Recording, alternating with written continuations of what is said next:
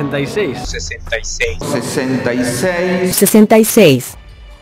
Creo que el universo me está dando una señal para el siguiente video. ¿Cuántos subscribes tengo?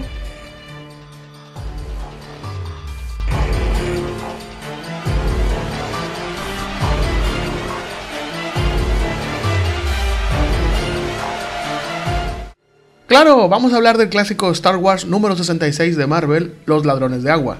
¿Cómo no lo vi venir?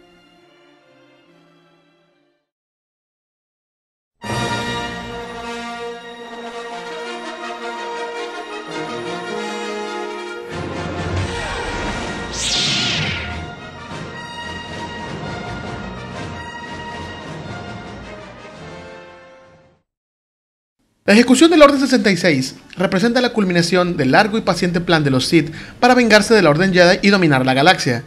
Es el evento que golpeó brutalmente a la República como no se había visto en miles de años, diezmando a los caballeros que la habían protegido durante generaciones para dejarla a merced de sus enemigos. Además, comprende la secuencia mejor lograda del episodio 3. La Orden básicamente es indicar a los soldados clon que luchaban bajo el mando de los caballeros Jedi en la Guerra de los Clones que ejecuten a sus generales de forma inmediata, por lo que la mayor parte de los caballeros que estaban combatiendo murieron bajo el fuego de sus propios soldados.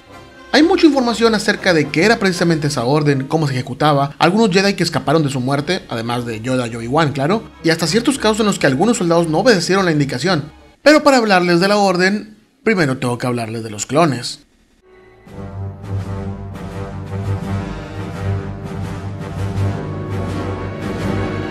Los clones que conformaban el ejército de la República habían sido creados en camino, bajo un pedido del Consejo Jedi. En realidad tal pedido fue arreglado por los Sith para que la República pudiera enfrentarse al ejército de droides de los separatistas, que también eran controlados por los Sith, y así generar caos en la galaxia y ganar puestos de poder en el Senado. El episodio 2 nos plantea lo básico de las características de sus clones, que se les indujo un crecimiento acelerado para que fueran adultos en la mitad del tiempo, y que se modificó su conducta para hacerlos menos independientes que el modelo original.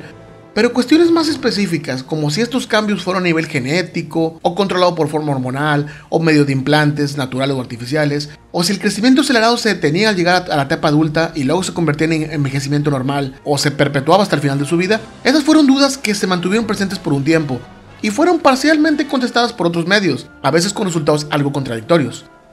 Los clones fueron revestidos de una armadura blanca que nos recordaba a las tropas de asalto de la trilogía original.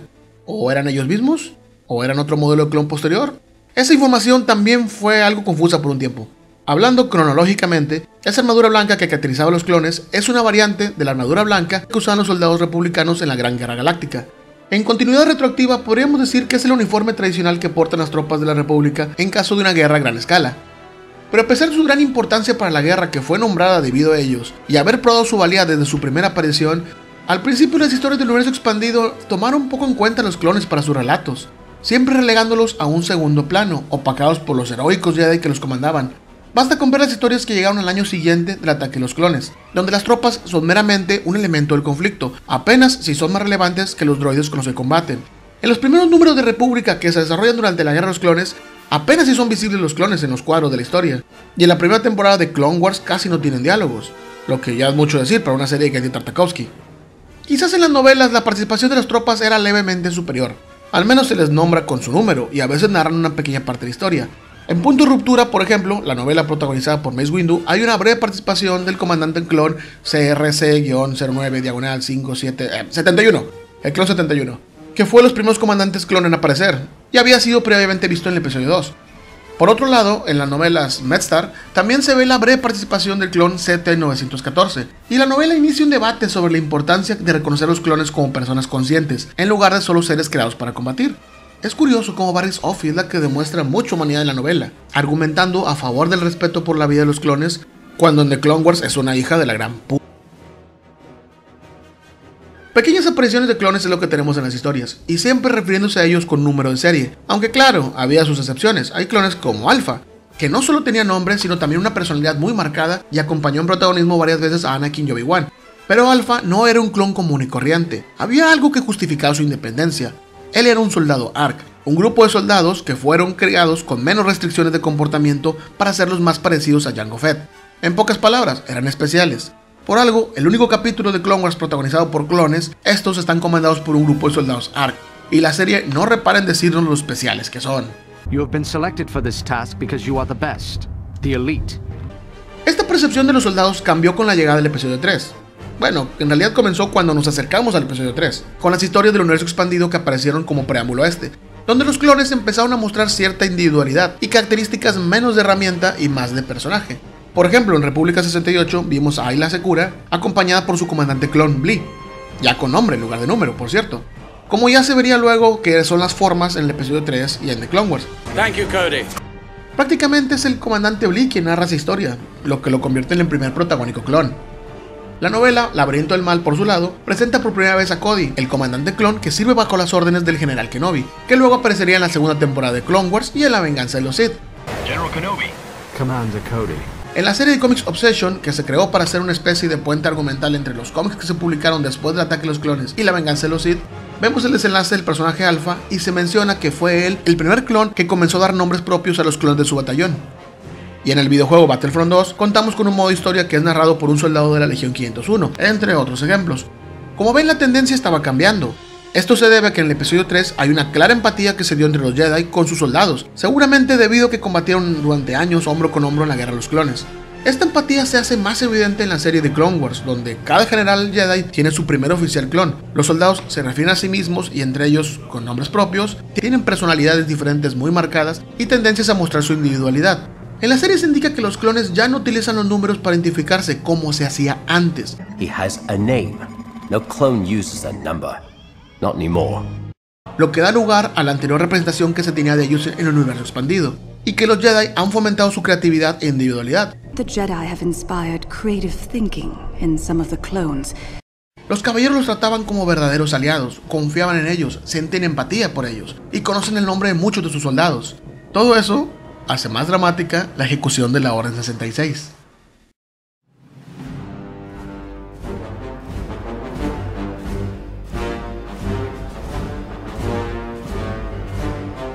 En el clímax de La Venganza de los Sith, el Señor Oscuro ordena a los soldados clon que ejecuten la Orden 66, para que estos abran fuego contra sus generales Jedi. Darth Sidious era el supremo canciller, por lo que estaba en la cima de la cadena de mando del ejército de la República, y podía dar esa orden, la cual estaba de alguna manera impresa en las mentes de los soldados de forma latente, o al menos esa es la impresión que daban aquellos años. Luego de Clone Wars se encargaría de definir que la orden se daba por medio de un chip injertado en la cabeza de los clones durante una temprana etapa de desarrollo. El número 66, que nombra ese protocolo, tiene varias interpretaciones, como siendo una variante del bíblico 666, o que hace referencia a la sexta letra del alfabeto, F, lo que haría que la orden sería FF, que podrían ser las iniciales de Fuego Amigo en inglés. Pero la explicación más simple y la que tiene más presencia en el universo expandido es que simplemente es la instrucción 66 de una lista de órdenes con las que los clones están programados, como la Orden 5, que indica que el ejército de la República toma el control del gobierno en caso de que el canciller no sea apto para cumplir sus funciones, hasta la designación de un sucesor. O la Orden 37, que les indica a los soldados que realicen arrestos en masa y ejecuciones públicas cuando se busca capturar un objetivo en una zona civil, y salvar la fuerza a cuantos más. Wait a minute. Execute Order 67.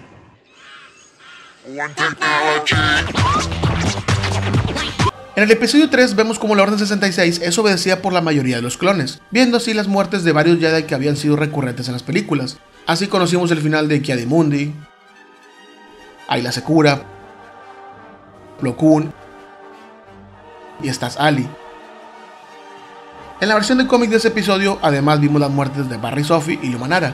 El Templo Jedi por su parte fue atacado por los clones de la Legión 501 dirigidos por el recientemente nombrado Lord Sith Darth Vader, donde murieron Yukastanu, Sindraling y muchos otros maestros y padawans. Algunos Jedi consiguieron escapar del templo solo para ser cazados y ejecutados por soldados clon en las calles de Coruscant. La Jedi Cha Kun fue uno de los pocos que escapó exitosamente del templo, solo para enfrentar a Darth Vader poco después y encontrar su muerte, el mismo destino que sufrirían muchos de sus iguales los años siguientes. Pero también muchos caballeros alrededor de la galaxia pudieron escapar de la orden, ya fuese por suerte o habilidad, y evitaron regresar a Coruscant gracias a un oportuno aviso enviado por el maestro Kenobi.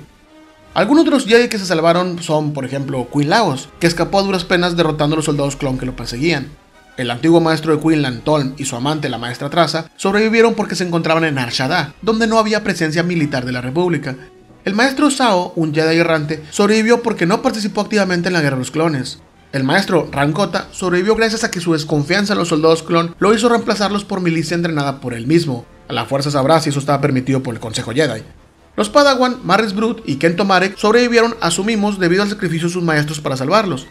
Ferrus Olin y Ahsoka Tano, antiguo rival y Padawan de Anakin Skywalker respectivamente, pudieron escapar porque no formaban parte de la Orden Jedi en ese momento. Dath Yenir fue otro Jedi que sobrevivió sorpresivamente al aliarse con los separatistas que había estado combatiendo.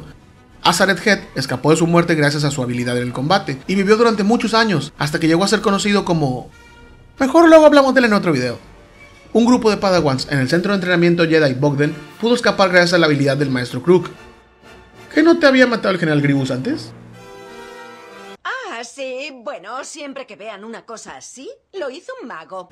Los únicos miembros del consejo que permanecieron al final fueron el maestro Yoda, Obi-Wan Kenobi y Shaak Ti. ¿Que no te había matado Vader también? Un mago. Un mago, sí, vale.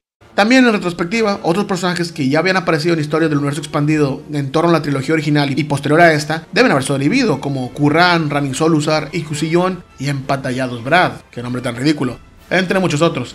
Y por supuesto también sobrevivió el Padawan de la maestra de Pavilava, Caleb Dum, quien para escapar del imperio cambió su nombre por Kanan Jarrus.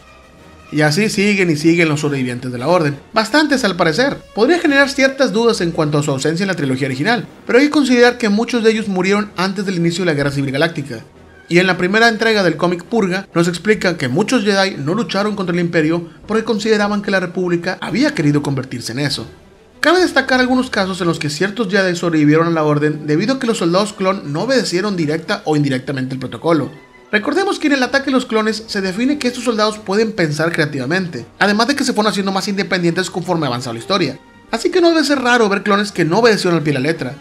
En la novela Orden 6, que forma parte de la serie Republic Commando, el soldado Ark Mace no solo rehúsa ejecutar al Jedi Arling Ansei, que había escapado de la masacre del Templo Jedi, sino que lo ayuda a salir a salvo de Coruscant.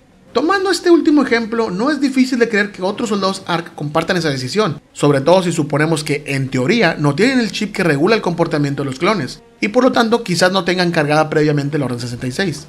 Se dice por ahí que los Commando desobedecieron la Orden e incluso murieron protegiendo a los Jedi, pero en las novelas Republic Commando no es del todo cierto que los Commandos desobedecieron.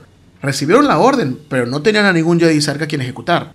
¿Es posible que hayan desobedecido? Sí, es posible. Al igual que los ARC, ellos son especiales, y hasta podrían carecer del chip de inhibición. Además de que el comando Darman estaba casado con la maestra Jedi Edain Turmukan. ¡Ja! Eso no lo vieron venir, ¿verdad? Y los comandos del escuadrón Theta y Omega veían a la maestra Jedi como uno de ellos, así que probablemente habrían desobedecido de haber tenido la oportunidad. En la novela Señor Oscuro, el equipo Ion no ejecutó al general Jedi Rohan Shrine, debido a que su comandante, Clymer, asumió equivocadamente que la orden debería ser un error de protocolo o una trampa separatista. En el cómic Tiempos Oscuros hay una pequeña referencia a este hecho cuando el emperador envía a Darth Vader a castigar a los clones del equipo Ion, para usarlos como ejemplo para el resto de las tropas. Creo que hasta ahora nunca les había hablado del cómic Tiempos Oscuros, que quizá no sea el mejor cómic de Star Wars que exista, pero es bastante bueno. Por último, recientemente conocemos que el clon Rex y otros como Wolf pudieron retirar quirúrgicamente el chip de inhibición, lo que seguramente les permitió desobedecer la orden, para posteriormente desertar del imperio y ayudar a los primeros rebeldes, pero aún nos falta para conocer más de esta historia. Al final, la mayoría de los clones ejecutaron el protocolo 66, y a pesar de los esfuerzos de algunos, la Orden Jedi desapareció de la galaxia.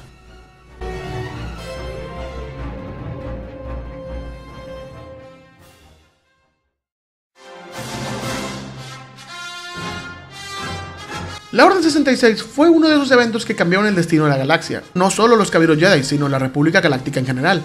Es el momento en que la historia se volvió oscura de verdad, donde el mal triunfó y los héroes que quedaron perdieron casi toda esperanza. Es el más grande golpe que los Sith hayan dado jamás a los Caballeros Jedi. Y parte del crédito recae en los soldados clon, que demostraron su poder al derrotar a los generales aún utilizando armas poco civilizadas. Las tropas imperiales, ya sean clones o no, aunque la postura oficial al parecer dice que no lo son, llegarían a cometer actos aún más terribles, pero nunca volvieron a ser rivales para los futuros Jedi, como lo llegaron a ser los clones durante la Orden 66. Quizás hay muchas contradicciones entre novelas, cómics y videojuegos respecto a este tema, hay que reconocerlo, pero al menos tenemos al nuevo canon al rescate, iniciado en The Clone Wars, que puso las cosas en su lugar, definiendo que los clones obedecieron la orden debido a un chip que en esencia les quita su conciencia, convirtiéndolos también en víctimas, y se molestó en explicar cómo los clones pasaron de ser números de serie a personas con nombres propios. De todas las atrocidades que cometió el nuevo canon, hay que reconocer que eso es algo que se hizo bien, y se merece su crédito. Y bien, llegó el momento de despedirnos. Gracias a todos los que ven estos videos, comparten y comentan. Pues como ya sabrán, este video fue creado por sus peticiones, por lo que si quieren que hablemos de otro tema, personaje, coméntenlo y podemos realizar algo al respecto. Por lo pronto es todo, me despido, soy Feanor y nos vemos en la próxima.